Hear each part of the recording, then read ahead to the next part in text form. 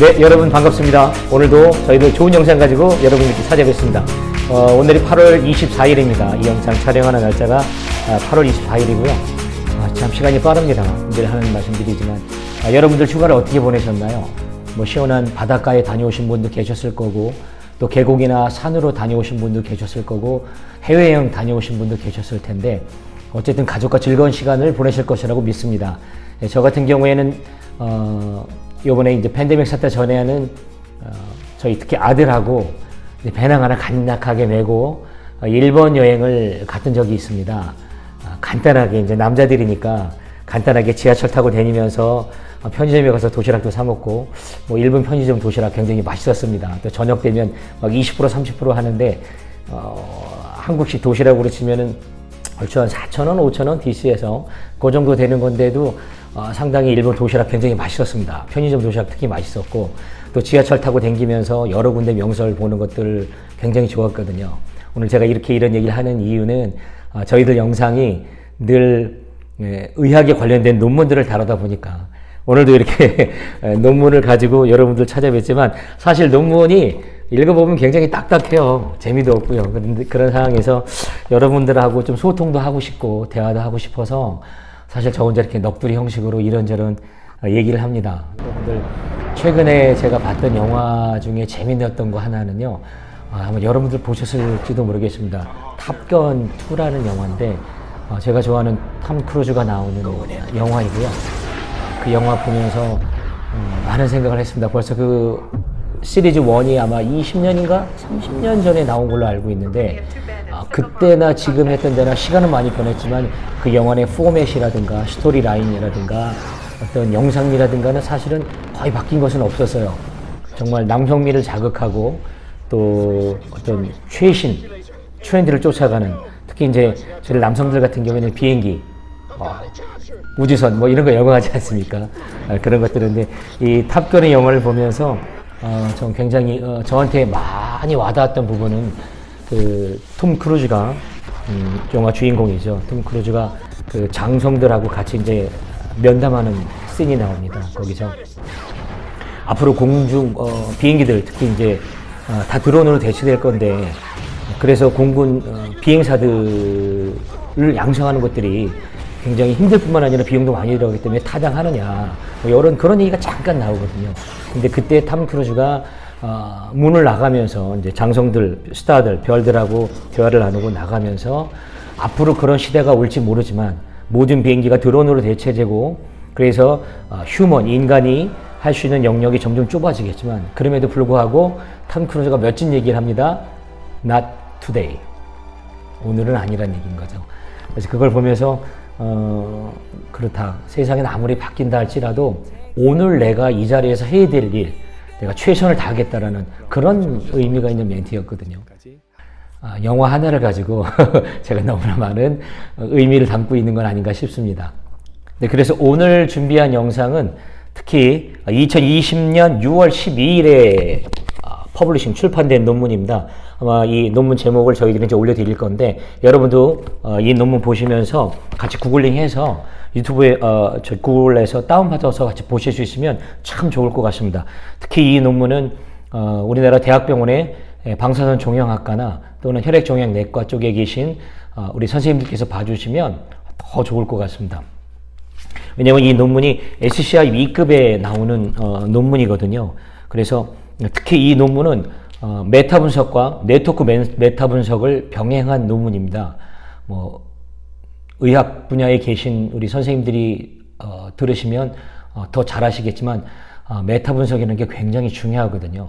그래서 오늘 저희들이 소개해드릴 영상의 제목은 국소온열 치료와 현재, 오늘날이 이거죠. 최신 종양학 치료와의 통합, 인테그레이팅에 대해서 말씀드리고 있습니다. 그래서 국소온열 치료와 현재 종양학 치료와의 통합, 수압 분석 및 토 분석이라고 되어 있습니다. 거기에 넣어서 TOW에서는 토 분석까지 한 논문입니다. 정말 대단하다고 생각합니다. 마치 고주파 온열암 치료에 대한 치료 프로토콜의 그런 것들에 대한 마치 뭐 백과사전, 뭐 브리테니카 백과사전 같은 그런 많은 정보들을 내포하고 있거든요. 그러나 이 논문에서는 어쨌든 그런 수천 편의 논문을 갖다가 다 비교 분석해서 결론적으로는 아주 쉽게 짧게 표현을 해놨습니다. 자, 여러분들 저희가 영상에 보시는 것처럼 영상의 제1 저자는요, 닐로이 R 다타라는 분입니다. 현재 이 인도 마하트마 간디 의학 연구소의 방사선 치료과 2, 3회 교수 및 책임자를 역임하고 계시고요.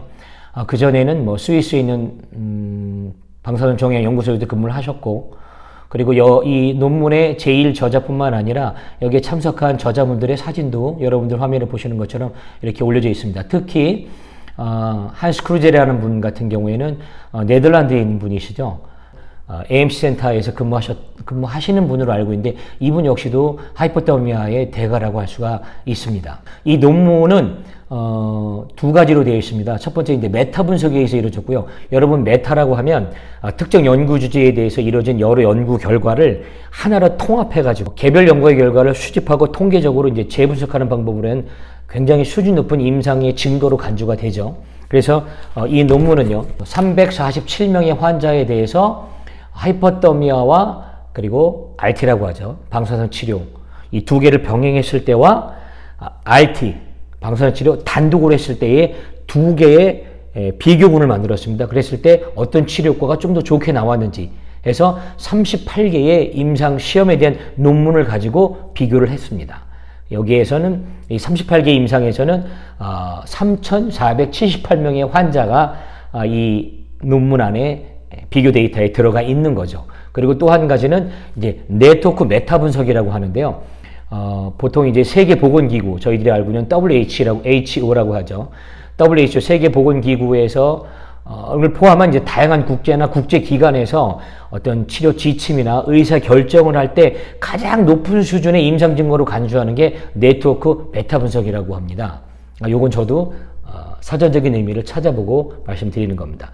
그런데 이 논문에서는 네트워크 메타 분석에는 자궁경부암의 네트워크 메타 분석을 통한 13개의 다른 치료 옵션으로 59개의 임상시험 논문, 59개의 임상시험의 결과를 가지고 여기에 이제 9,894명의 환자를 평가한 내용이 들어가 있는 거죠. 그랬을 때 하이퍼더미아와 RT, 아까 말씀드린 HT, RT와 그리고 HT와 CT와 RT, 하이퍼더미아, 그 다음에 약물치료, 방사선치료 이 세 개를 병행한 이 두 군데의 비교 데이터를 가진 치료 효과에 대한 분석이 이 논문에는 포함되어 있습니다. 여러분 놀랍죠? 이런 논문도 있었어요. 저도 이런 논문들을 보면서 우와, 이거 대박이다. 이거 대박이다.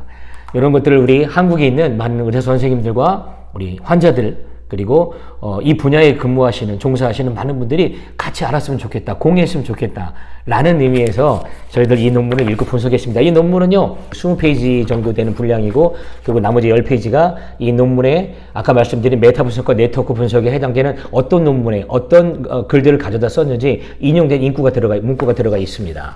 인용 내용들이 인용이 표기가 되어 있죠.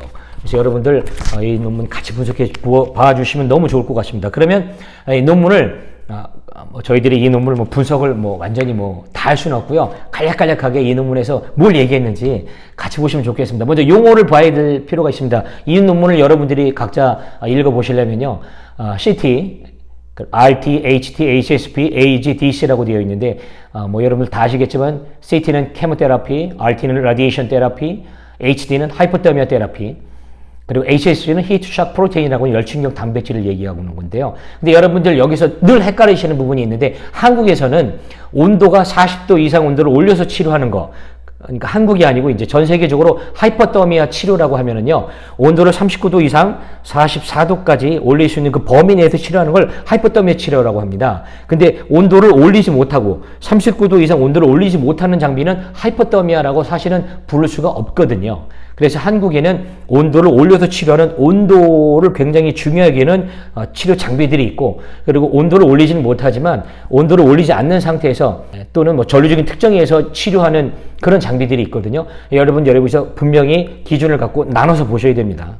그래서 저희들이 지금 전 세계적으로 늘 고주파 온열암 치료 얘기할 때는 하이퍼더미아 치료를 말하는데요. 그 하이퍼더미아 치료는 반드시 온도를 39도 이상 온도를 올려서 치료해야 되고요. 그랬을 때 물론 이제 전임상이라고 해서 동물을 가지고 치료한 데이터도 많지만 저희들 같은 경우에는 사람을 대상으로, 휴먼을 대상으로 이런 치료 결과가 나왔다는 그런 논문 위주로 저희들은 발표를 하고 있습니다. 그래서 한국에서는 이 하이퍼더미아, 온도를 올려서 치료하는 장비가 있고 온도를 올리지 못하지만 전류적인 특성을 이용해서 치료하는 장비들이 있거든요. 근데 대부분 전 세계적인 고주파 온열 치료를 얘기할 때는 이 하이퍼더미아를 기준으로 삼습니다. 그래서 하이퍼더미아를 가지고 온도를 올려서 치료했을 때에 좋은 결과가 나온다는 모든 기준은요, 바로 39도에서 44도의 온도를 올렸을 때에 한해서 나오는 겁니다. 중요합니다, 여러분. 이 기준이 있습니다. 그래서 말씀드리는 거고요. 그리고 이제 AG라고는 안티젠 항원을 말씀드리는 거고, 그 다음 DC, 덴트릭셀이라는데 수치상 세포입니다. 여기서 간략하게 이용에 대해서 말씀드렸고요. 그 다음에 하이퍼더미아, 이 고온 온열 치료에 대한 다양한 효과가 있습니다. 방사선 치료하고 병행했을 때, 그리고 더더욱이 약물과 치료 병행했을 때, 그리고 방사선 치료로 인한 DNA 손상의 복구를 억제하는 역할들, 또 재밌는 거는 우리들이 알고 있는 여러분 양성자 치료, 프로톤 테라피라고 하죠. 한국에는 양성자 치료 장비가 몇 대 없습니다. 한 대인가 두 대 정도밖에 없고, 그렇지만은 이 양성자 치료 효과에 대해서는 여러분들 더 잘 아실 겁니다. 굉장히 비싼 치료죠. 기계값도 몇백억 가면 돼요. 근데 이런 양성자 치료하고 하이퍼더미하고 병행했을 때 중성자 치료와 유사한 치료 효과를 갖는다는 그런 효과도 나와 있거든요. 그래서 이 하이퍼더미아 치료가 여러 측면에서 정말 좋은 치료 효과를 많이 볼 수 있다라는 거. 근데 대한민국, 한국에서는 아직 이런 것들이 초기 단계라는 거. 그런 것들을 말씀드리는 거고요. 그리고 정상적인 조직에서 이 독성을 증가시키지 않고 치료 효과를 개선할 수 있다는 거죠. 독성을 증가시키지 않고서도 치료 효과를 개선할 수 있다는 게 중요합니다. 그리고 이 하이퍼더미아, 온도를 올려서 치료하는 온열 치료 같은 경우에는 종양 안에서 악성 캔서러스 튜머 안에서 마치 백신과 같은 그런 역할을 하는 게 이 하이퍼더미아 치료거든요. 그래서 온도를 올려서 치료하는 게 너무 중요하다고 말씀드리는 겁니다. 바로 이 악성 종양 내에서 백신과 같은 유사한 효과를 가져오기 때문에, 그렇기 때문에 우리에게는 면역 효과를 볼 수 있다는 게 여기서 같이 나오는 거거든요. 그래서 온도의 범위가 보통 2008년 카도타 포럼에서는 온열 치료의 범위 39도에서 45도를 얘기했지만, 최근에는요 40에서 44도를 하이퍼더미아 치료의 기준으로 삼고 있습니다. 그러니까 온도의 기준이 1도가 더 올라갔죠. 39도보다는 40도에서 44도로 했을 때 좀 더 치료 효과를 좀 더 볼 수 있다는 의미를 말하고 있습니다. 그러나 지금 저희들이 소개해드리는 이 논문에서는 39도에서 45도 사이를 가지고 말씀드리는 논문입니다. 이 논문에서는, 이 논문의 기준은 39도에서 45도입니다. 자, 그러면 아까 말씀드린 것처럼 고주파, 그러니까 고온 온열 치료를 보면은요, 여러분들 보시는 것처럼, 여러분들 화면의 상단 왼쪽에 되겠죠. 강력한 방사선 효과 증대 효과를 가져올 수가 있습니다. 여러분들 잘 아시는 것처럼 방사선 치료, 그리고 그 밑에 보면 이제 종양이 됐을 때 아까 말씀드린 온도를 올려두실 때 우리 종양 내에서 어떤 백신 효과를 가져올 수 있다는 명령 효과, 그랬을 때는 요 밑에 보는 원형에서 보는 그림을 보실 수 있는 거고요. 또 오른쪽이 되겠죠. 오른쪽 상단에 보면 화학요법하고, 그러니까 케모하고 약물하고 고주파하고 방향했을 때, 하이퍼더미하고 반영했을 때, 온열하고 반영했을 때에 이런 치료 효과가 나타나는 거. 그리고 하나 더해서 이제 나노 입자 기반이라고 있습니다. 한국에는 많이 알려져 있지 않지만 이 하이퍼더미아와 나노 파티클이 같이 병행했을 때에 또 어떤 치료 효과가 좋다라는, 이렇게 네 가지의 효과에 대해서 네 가지의 치료 효과를 나눠서 이 하이퍼더미아 치료 효과가 병행했을 때 좋게 치료가 나온다는 내용이 이 논문에 기술되어 있습니다. 그러면 하나씩 보죠.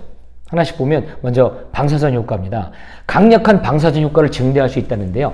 방사선 요법을 보완하면서 방사선 요법만 했을 때에 보다는 이 하이퍼더미아를 같이 병행했을 때, 그러니까 방사선 치료하고 하이퍼더미아 치료하고 요랬을 때에 치료 효과 증대가, 첫 번째로는 강력한 방사선 효과 증대가 있습니다. 그림 보시는 것처럼 DNA 복구를 억제하고요. 종양 내에서 산소화를 개선시킨다고 하죠. 그리고 하이폭식 셀이죠. 저산소 세포가 열에 민감하게 하고요. 그 다음에 S단계, 보통 이제 센시타이즈 에스페이스 셀이라고 하는데 그 S단계 세포를 좀 민감하게 합니다. 그리고 혈류 흐름을 증가시키고요. 그러니까 방사선 치료 효과에 하이포더미아를 병행하게 된다면 이런 치료 효과를 증대시킬 수 있다고 말합니다. 그리고 종양의 면역 조절 효과죠. 여러분들 이렇게 한 장에 보시는 것처럼 종양의 면역 조절 효과, 이거 굉장히 중요합니다. 최근에 하이포더미아의 온도를 40에서 44도 사이에 온도를 올려서 치료할 때 이 종양 내에서 이 온열 자체가 어떤 백신 효과를 준다라는 표현이거든요. 논문에도 그렇게 나와 있습니다.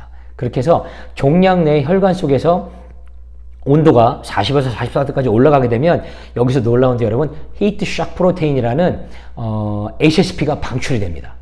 그리고 여기서 엑소좀이 방출되죠. 그러면서 NK 세포, 우리가 알고 있는 내추럴 킬링 세포가 활성화되면서 여기서 항원이 방출이 되죠. 항원이 방출되면서 여기서 CD8이라는 사이토톡식. 그러니까 여러분들 CD8이라는 거는요, 제가 찾아본 바에 의하면 세포 독성 T세포라고 합니다. 또는 CD8하고 아까 말씀드린 기존의 종양세포가 고온에 의해서 죽어가면서 그 열에 의해서 고산화 괴사가 된다 그러죠. 그럴 때에 히트 샥 프로테인이 방출이 되는데 여기서 방출되면서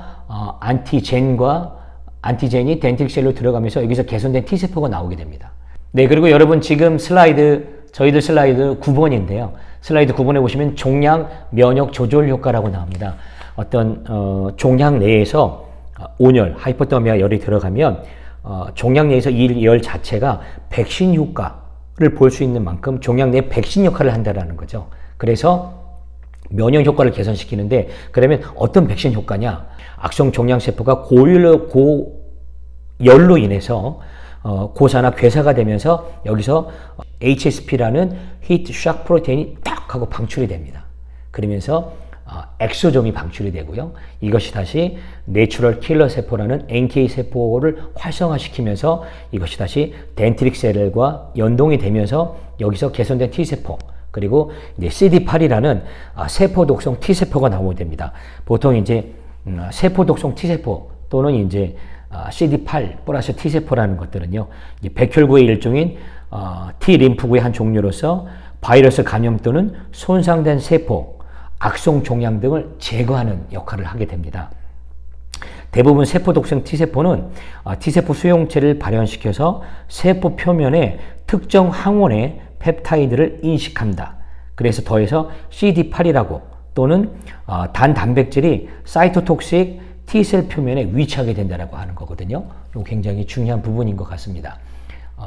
바이올로지, 생물학을 전공하신 분들은 특히 히트착 프로테인이 방출이 되면서 NK 세포하고 병행했을 때 CD8이 T세포 병행해갖고 악성 종양을 공격한다라는 거 아마 많은 논문들이 나와 있거든요. 그래서 이런 종양 내 효과를 발휘한다라는 거. 그리고 이제 화학요법이죠. 저희들 슬라이드에서는 11번인데 이 화학요법에 작용했을 때는 여기서 여러 약물들이 많이 나옵니다. 근데 이런 약물들을 다 말씀드리긴 그렇지만 이 약물들에서 이제 특히 강조하고 있는 부분이요. 특정 약물들 같은 경우에는 온도를 39도 이상 올렸을 때의 치료 효과가 좀 더 잘 나온다라는 거. 그리고 또 어떤 약물들 같은 경우에는 40도 이상, 41도에서 42도 사이에 어떤 약물의 치료 효과가 더 잘 나온다라는 것들도 논문에 표현되어 있습니다. 그리고 이제 나노 입자 기반의 하이퍼더미아 치료 효과에서 나오는데요. 이제 나노 입자 같은 경우에는 나노 파티클 베이스의 하이퍼더미아라고 얘기하는데 암 줄기세포를 민감하게 만들고 또는 이제 하이퍼더미아 온열이 안에서 이제 밖으로 가열하면서 종양의 온도가 높아지고 종양 조직의 손상이 좀 더 이제 감소시킬 수 있다라는 거. 그리고 이 혈관 내의 투과성 또는 이 혈관의 보존성을 용이하게 만든다는 그런 나노 입자 기반의 하이퍼더미아 치료 효과에 대해서 나오고 있습니다. 오늘 저희들이 좀 다룰 부분들은 14페이지 슬라이드 14번인데요. 방사선 치료입니다. 방사선 치료는 굉장히 중요합니다. 암 환자, 암에 걸렸을 때 이 방사선 치료를 얼마큼 효과적으로 받느냐, 또 얼마큼 빨리 치료를 하느냐, 시기가 중요하겠죠. 그리고 이 방사선 치료는 암 치료에 너무너무 중요한 치료입니다. 근데 여기서 한 가지 이제 저희들이 이제 말씀드리고 싶은 거는 방사선 치료할 때 하이퍼더미아 치료하고 병행을 하면 방사선 치료보다는 하이퍼더미아 치료를 병행했을 때 치료 효과가 좀 더 좋다라고 말씀드릴 수가 있는 거거든요.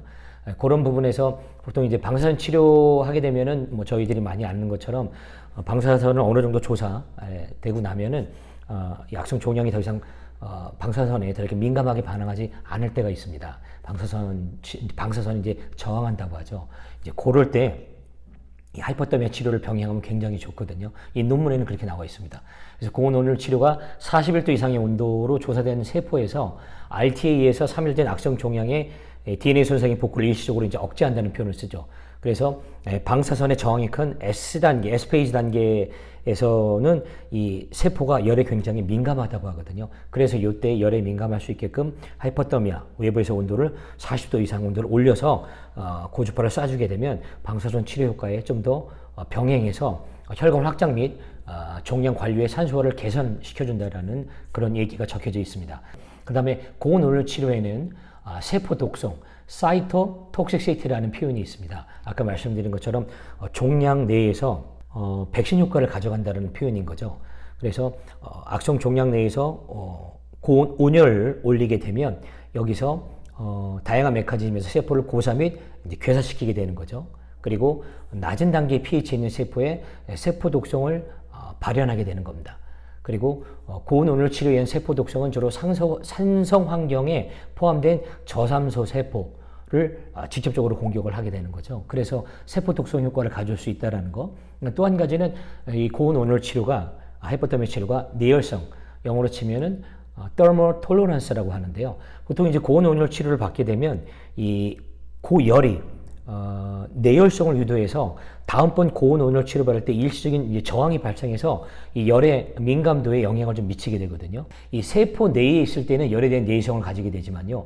그 일정 이상 온도를 더 올려서 치료하게 되면, 그러니까 왜 저희들 이런 거 있었습니까? 잽잽 때리다가 한 방에 어퍼컷을 치면 훅 넘어가듯이 어떤 세포 종양 내에서 온도를 우리 인간의 36, 37도 내에서는 오히려 열에 민감하게 반응해서 열에 반응하지 않게 만들 수 있지만, 그러나 그 이상의 온도를 온도에서 팍 치게 되면, 그래서 이제 40도, 41도를 얘기하는 거거든요.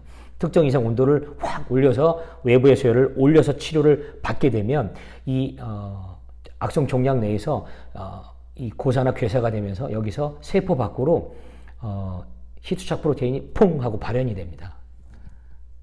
놀랍죠? 그래서 이런 세포 밖으로 방출되시 면역 조절에 관여하는 샤페런 역할을 하는 단백질인데, 그걸 저희들이 히트샥 프로테인이라고 합니다. 그래서 이 히트샥 프로테인은 방사선 치료만 받을 때는 잘 나오지 않지만 방사선 치료와 고주파 치료를 병행했을 때에 이 히트샥 프로테인이 방출이 많이 된다고 합니다. 그건 이따가 조금 더 다룰 거고요. 그리고 고온 온열 치료와 화합요법의 증대, 화학요법의 증대, 보통 저희들 슬라이드에서는 17번으로 되어 있습니다. 그래서 여기에서는 어떤 이제 약물 치료가 40에서 43도 사이에 열적인 향상을 좀 더 많이 보인다는 거. 특히 특정 약물, 여기서 저희들이 어떤 약물을 강조하거나 약물을 저희들이 판매하거나 어떤 특정 약물을 홍보하기 위한 그런 영상은 아닙니다. 그냥 이 논문에 나와 있기 때문에 약물 이름을 거론하는 겁니다. 여러분들 오해 없으시기 바라고요. 그렇다고 저희들이 여기서 표현된 약물이 과연 꼭 그러하냐, 너희들이 얘기하는 것들은 맞느냐라고 얘기한다면 다시 말씀드리지만 아닐 수 있습니다. 단지 아까도 말씀드린 것처럼 이 논문에 의해서 메타분석법에 의해서 봤을 때 어떤 약물이 온도가 올라갔을 때 치료 효과가 좀 더 또렷하게 나온다는 거거든요. 그래서 이제 문맥상으로 보면은 온도가 37도에서 41.5도로 상승할 때에 특정 약물이 열 감적성이 더 가파르게 증가하고, 특히 이제 아드리아마이신 같은 경우에는 ADI라고 표현이 되어 있는데요. 보통 40에서 41도에서 43도에서는 좀 더 뚜렷하게 상승 효과가 나타난다고 합니다. 그리고 시스플라티닌과 옥살리플라틴 같은 경우에는 41에서 42도씨를 초과하는 온도에서 효과가 좀 더 잘 나온다고 합니다. 그래서 다른 약물들의 이름도 많지만 두 가지 정도를 이 말씀을 드렸고, 39도에서 43도 온도에서 열로 인한 생리적으로 이제 혈관이 확장이 되고 이럴 때 혈류가 개선이 되면서 혈관 투과성을 증가시켜서 이 종양으로 약물 전달을 향상시킬 수 있다라는 거. 그게 여기서 얘기하는 약물을 강조한 게 아니고요. 그런 것들이 고온 온열 치료가 이렇게 화학요법과 병행했을 때 좋은 치료 효과를 볼 수 있다라는 에비던스, 에피칸시 효과에 대해서 말씀드린 겁니다. 그래서 고온 온열 치료의 장점은 강력한 방사선 및 항암제 효과의 증대 및 면역 조절 효과를 가져올 수가 있고요. 또 이러할 때 굉장히 중요하게 다루는 부분이 그럼 해당 온도를 올릴 수 있는 기계를 써야겠죠. 그렇죠? 어떤 검증되고 안전하며 그리고 온도를 그렇게 올릴 수 있는 그런 기능을 가진 장비를 사용해야 된다고 얘기가 나와 있습니다. 그래서 여기서는 어플리케이터 같은 경우에는 보통 이제 300MHz 이상 434에서 915MHz에 사용된 장비도 사용이 됐었고요. 그 다음에 4개에서 12개의 안테나로 구성된 방사 방식의 60에서 150MHz 사이에 이런 위상과 진폭의 변조를 제어할 수 있는 그런 안테나 타입의 장비를 사용했다고 나와 있습니다. 그리고 그러할 때 핫스팟도 방지할 수 있었다고 나와 있고요. 그리고 고온 온열 치료로 개선된 임상적 결과, 임상 실험이죠. 이제 메타 분석이었는데 여기서는 3,478명의 환자에 대해서 하이퍼더미아와 방사선 치료와 그리고 RT 방사선 치료만 했을 때에 이 두 개의 군을 비교했을 때 38개 임상 논문에서 하이퍼더미아 RT를 병행했을 때는 54.9% 그리고 방사선 치료만 했을 때는 39.8%로 나온 것처럼 보시는 것처럼 그래서 방사선 치료보다는 방사선과 하이퍼더미아를 병행했을 때 치료 효과가 좀 더 좋게 나왔다는 프로테이지도 이렇게 나와 있습니다. 전체 완전 관해가 됐다는 보고가 1987년부터 2014년 27년간의 이 데이터를 통해서 메타 분석에 의해서 결과가 나와 있습니다. 굉장히 중요한 의미심장한 결과라고 말씀드립니다. 그리고 고온 온열 치료할 때 이제 이뮤노모듈레이터라고 하는 면역 조절제 역할을 하는 걸 말씀을 드리겠습니다. 여러분들 화면에 보시는 것처럼 그림에 A와 B가 나오죠. A 부분에서는 라디오 테라피, 방사선 치료만 했을 때에 나오는 거거든요. 그리고 이제 B 그림에서는 방사선과 그리고 하이퍼더미아 병행했을 때의 치료 효과가 나오는 부분인데요.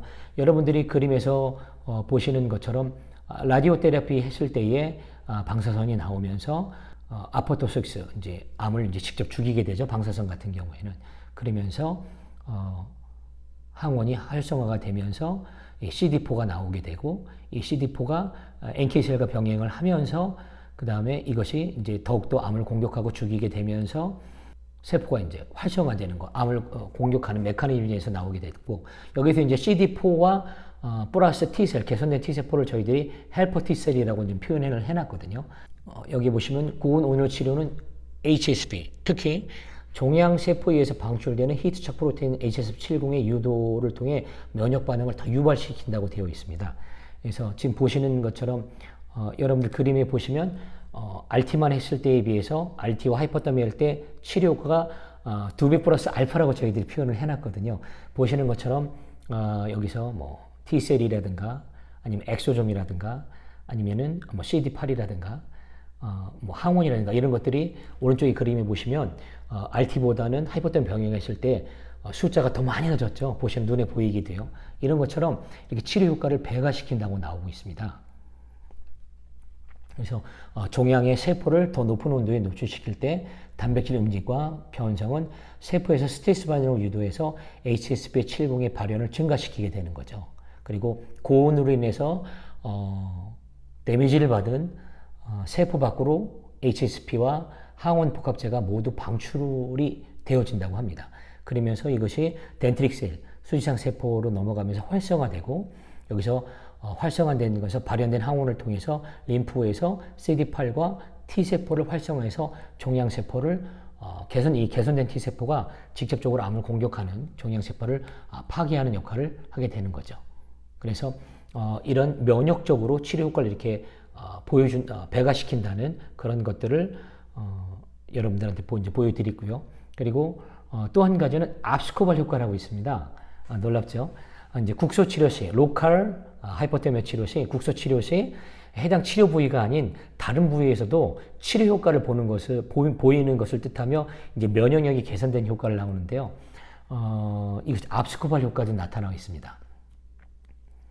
보통 이제 최근 보고된 국소 진행 자궁 경부암 환자의 화학 방사선 요법과 병행한 하이퍼더미아 때 단독 항암요법 CT와 RT에 대한 임상 3상 무작위 연구에서 하이퍼더미아를 받은 환자에게서 압스코발 효과가 상당히 높았다고 보고가 되고 있거든요.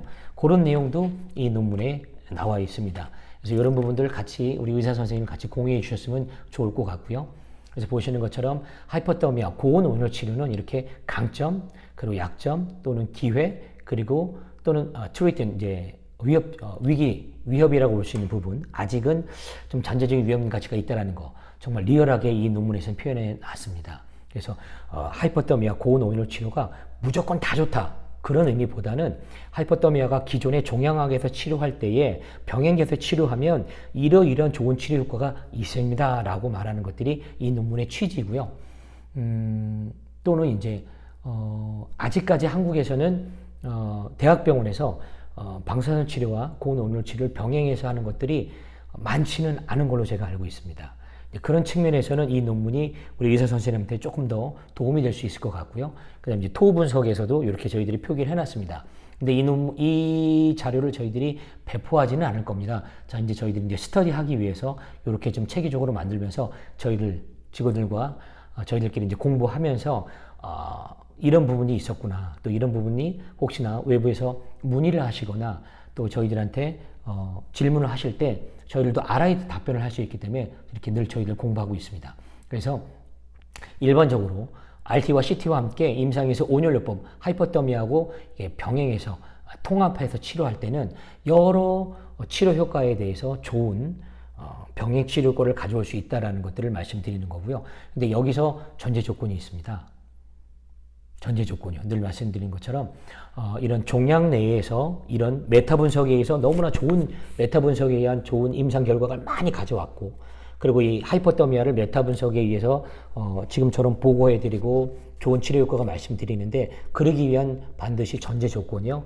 이 고온 온열이라고 하는 하이퍼더미아 치료가 온도가 40에서 43도 또는 최소 39도 이상 온도를 올려서 치료했을 때 방사선, 항암, 면역, 아까 말씀드린 그 모든 치료의 효과들을 볼 수 있다는 게 기준이 있습니다. 온도가 그만큼 중요하다는 거고요. 그리고 그런 온도를 올려서 치료할 수 있는 제대로 된 방사 방식의 장비가 필요하다는 것을 말씀드리고 싶습니다.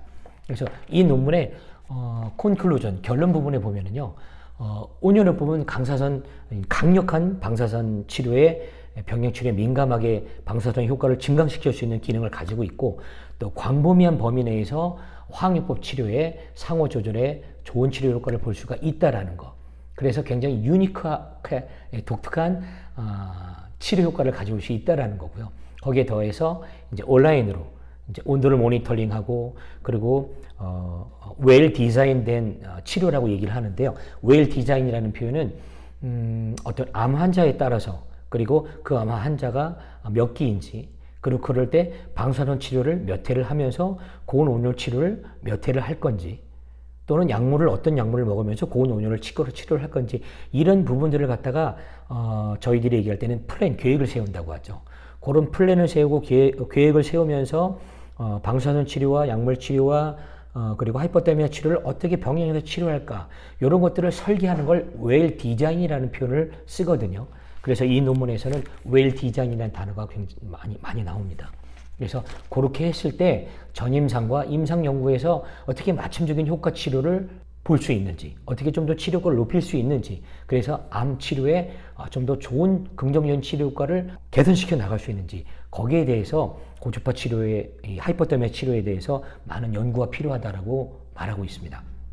그리고 특히 이제 하이퍼더미아 치료 같은 경우는 급성 또는 이제 후기 독성에 크게 영향을 주지 않는다고 말합니다. 이 하이퍼더미아 치료 자체가요. 그래서 하이퍼더미아 치료할 때 급성암이라든가 또는 이제 Occurrence or Rate Toxicity라고 얘기하는데요. 이럴 때의 하이퍼더미아 치료를 병행하는 것들이 크게 영향을 주지 않기 때문에 그래서 좀 안전하게 믿고 사용할 수 있다라는 그런 얘기를 하고 있습니다. 과거에는 이런 하이퍼더미아 치료가 1980년대 전에는 하이퍼더미아 치료가 그렇게 많이 활성화되지 못했고, 활성화되지 못했던 이유 중에 하나가 열악한 고주파 장비가 열악한 장비를 가지고 무리하게 온도를 올리려고 했거나, 또는 온도를 올리지 못하면서 치료를 했거나, 그러다 보니까 치료 효과가 미미하거나, 또는 치료받다가 화상이나 이런 것들로 인해서 치료가 중단됐거나, 그렇죠? 그런 부분들 때문에 또는 환자의 선택, 어떤 환자를 가지고 할 건지, 그런 여러 부분에서 이 하이퍼더미아 치료가 부적절한, 또는 가열 기술, 또 온도 모니터링 효과도, 또 평판도 좋지 않았고, 또 기술적인 결함이 있어서 이런 거를 해결할 수 없었기 때문에 과거에는 하이퍼더미아 치료에 대해서 굉장히 불안해하고 터부시한 경향이 있었거든요. 근데 최근 10년 사이에 하이퍼더미아 장비, 고주파 온열함 비료 장비가 이 히팅 기술력이 굉장히 좋아졌습니다. 그리고 거기에 따른 프로토콜도 개선이 됐고, 그래서 특히 이제 방사 방식 같은 경우에는 화상의 위험이 거의 없다라고 보셔도 됩니다. 그런 부분이고, 그리고 온도를 모니터링 할 수 있는 기술도 개선이 됐고요. 그래서 그런 개선된 부분이 있기 때문에 최근 10년 사이에서는 정말 특히 이제 유럽에서는, 특히 미국에서도 많은 하이퍼더미아에 관련된 논문들이 많이 나오고 있습니다. 저희들이 지금 발표하는 것보다 더 많은 연구 논문들이 많이 나오고 있고요.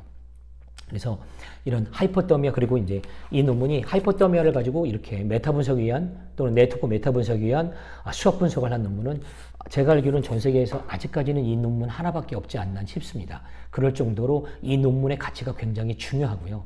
그래서 이 논문에서 얘기하는 것들은 이런 하이퍼더미아 치료와 아까 말씀드린 종양학에서 치료하는 치료를 병행했을 때 윈윈 효과를 가지고 있다라고 강조하고 있습니다.